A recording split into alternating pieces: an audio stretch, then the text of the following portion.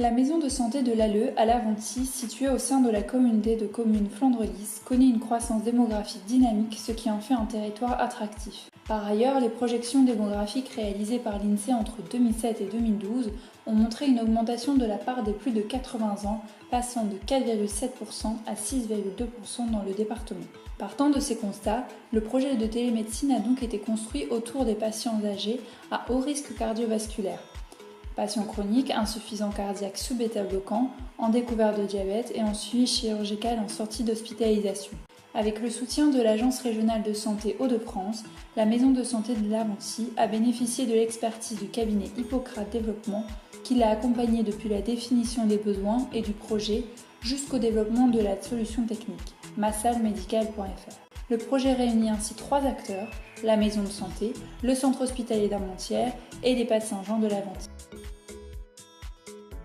L'idée est venue de la maison Saint-Jean. On s'est dit que transporter nos petits vieux de la maison Saint-Jean, c'était compliqué, surtout qu'on a une population qui vieillit et qui, de plus en plus, a des troubles cognitifs importants.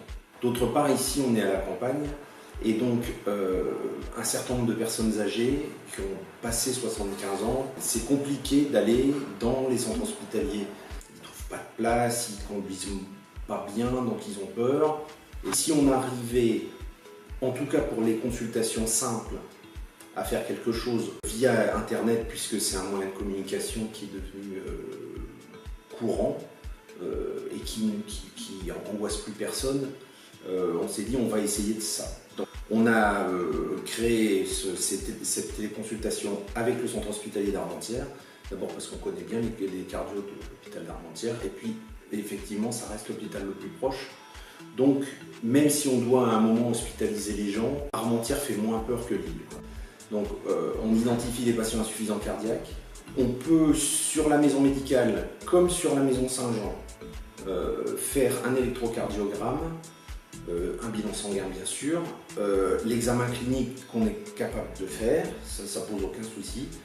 On transfère tout ça sous forme de l'ECG d'une part et d'une fiche de transmission au cardiologue de l'hôpital d'Armentières. Le cardiologue, après avoir pris connaissance des éléments qu'on lui a donnés, nous fixe un rendez-vous de téléconsultation. Là, en l'occurrence, le patient, il aura le cardiologue d'un côté, à travers un écran, donc qui est forcément pas agressif, puisqu'il est caché dans son écran, et il a son médecin avec qui il a l'habitude de converser, et qui va pouvoir lui traduire immédiatement ce qui se passe, d'une part, et d'autre part, préciser des choses que le patient n'aura pas pensé à dire à son cardio, ou quelque chose que le cardio n'aura pas pensé à demander au patient. Enfin, on est vraiment dans un échange d'informations optimisé pour le patient, pour le médecin et pour le cardiologue. Je pense que vraiment là, on a une consultation extrêmement riche. J'avais envoyé le dossier, donc la dernière consultation, il y avait une crève du temps, il n'y avait pas d'œdème, il y avait une bonne tension à 14,8, et donc l'élection que tu as reçue, je te le remontre, mais tu dois l'avoir dans ton dossier. Est-ce que tu voulais voir autre chose sur ton dossier? Peut-être sa dernière prise de sang? Sa dernière prise de sang, oui. On avait fait une prise de sang de débrouillage. C'était juste pour te rappeler il avait un bon débit de filtration, on n'est pas en insuffisance rénale. Son potassium que tu avais insisté pour l'avoir, donc on est à 3,9. Normal qu'elle est mis normale là. Ok, tout est rassurant, ça marche. Monsieur Charlet, quand vous faites des efforts, quand vous marchez sur terrain plat, est-ce que vous êtes essoufflé ou pas? Non. Est-ce que vous avez un étage à la maison? Oui. Oui. Quand vous arrivez en haut des escaliers, est-ce que vous vous sentez essoufflé? Non. Quand vous faites des efforts, quand vous marchez, est-ce que des fois vous avez des douleurs dans la poitrine? Non. Non, jamais, il n'y a pas de souci de ce point de vue-là? Non, pas de souci. D'accord, ok. Quand vous marchez ou quand vous êtes en train de vous reposer, des fois, est-ce que vous ressentez des palpitations, le cœur qui s'emballe ou pas? Non. D'accord, très bien. Et comment ça se passe, monsieur Charlet, avec le traitement que vous prenez actuellement? Ça va beaucoup mieux. Ça va beaucoup mieux, d'accord. Le Lasélix, vous le prenez surtout le matin? Oui. Oui. Et ça vous embête pas trop, ça va? Non, ça va. Non, ça va, c'est pareil pour le bisoprologue, vous le tolérez bien? Oui, oui. D'accord, ok, c'est parfait. Bon, bah à ce moment-là, on va passer à l'examen clinique. Il y a le docteur Andecandar qui va vous examiner. On va regarder un peu s'il y a des œdèmes, s'il y a des jugulaires, etc., etc. Donc voilà, donc cliniquement c'est parfait, ça a l'air, la situation elle a l'air parfaitement stabilisée sous le traitement. Bien évidemment, il faut le poursuivre, il faut continuer à surveiller la fonction rénale, la calémie comme vous faites parfaitement. Et puis on reprogrammera dans 6 mois un contrôle échocardiographique pour s'assurer qu'en termes de fraction d'éjection et de signes congestifs, ça n'ait pas bougé. Donc la date apparaîtra sur le courrier. Monsieur Charlet, si la date ne vous convient pas, vous recontactez notre secrétariat pour décaler la date. La plus-value médicale, je pense sincèrement que quand on voit les patients ici en consultation, ils ne disent pas forcément tout, ce qui transcrit au médecin traitant. Des fois, on a les symptômes qui se modifient. Je pense qu'il y aura le médecin traitant qui va expliquer les symptômes que le patient lui a décrits sera intéressant. Le patient qui reste chez lui, dans sa maison médicale où il a l'habitude d'éviter d'avoir les bouchons, le parcours pour monter au 5e, ça va le rendre plus à l'aise, peut-être le faire parler plus facilement, avoir une exhaustivité de tous les antécédents, avoir au moment de la consultation tout ce que j'ai besoin. Et tout ça, ça va nous faire gagner, je pense, en efficience médicale. La deuxième chose, c'était la problématique des patients âgés dépendants. Ça va être une problématique qui va de toute façon, au fur et à mesure de futures décennies, s'accroître. Et c'est vrai que les faire venir en brancard, des fois toute une après-midi, où ils nous attendent la consultation, ils attendent l'ambulance, ils repartent en ambulance. Le fait de rester dans leur milieu de vie, l'idéal ce serait qu'ils restent dans leur chambre, pouvoir échanger directement avec les infirmières, avec les médecins. On filmerait la prise de charge.